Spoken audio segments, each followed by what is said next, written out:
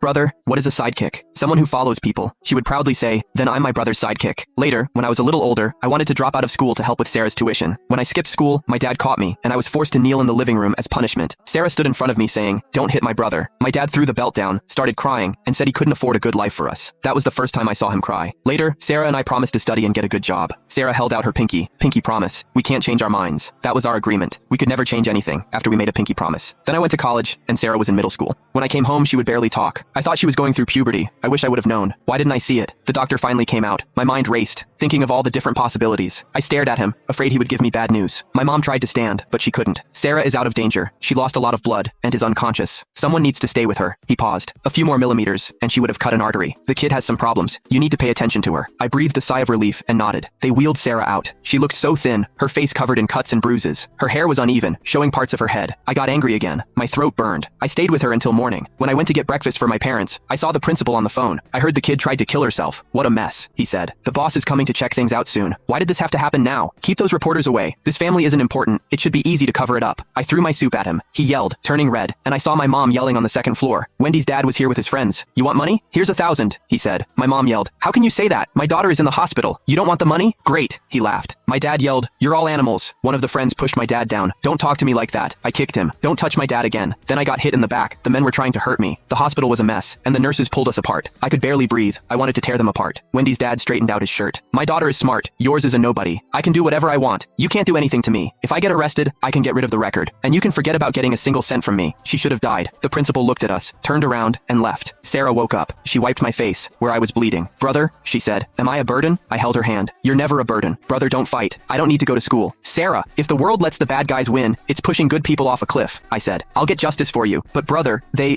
you trust me?" Sarah looked at me and nodded. "Pinky promise. We can't change our minds." Later that night, when Sarah fell asleep, I called my roommate, Mark. He's a rich guy. He can help me. "What? Missing me? I'm serious. Can I borrow some money?" "Sure. How much?" "30,000. "What?" he shouted. "Did you get scammed?" "I need it for something. I'll pay you back. It's not about the money." He paused. "Give me your address," I told him, and he hung up. I froze. Mark had to help me. I never thought he would say no. Then the next morning, Mark showed up in a suit and sunglasses. "What happened to you? Did you get beat up?" He stared. "Did you mess around with someone's wife?" He never has anything nice to say. I told him what happened. He got angry. "You should have called me. I would have killed them." I waved my hand. "Can I get the money?" "It's in the car." Mark took me over, and the car door opened. Two big guys were sitting in there. I knew something was wrong, so I called these guys from my dad's company. "Look at these muscles," Mark said. "Good enough?" "Perfect. Are those them?" Mark pointed to the two girls shopping. I said they were, and he nodded. "Let's do this." The big guys went up to them. "We're giving away free phones. If you have a student ID, you can get an iPhone for $99. When they looked hesitant, he added, "We have a raffle going on inside. You can win a prize." Their eyes lit up, and they followed him. After going inside, the front door slammed shut.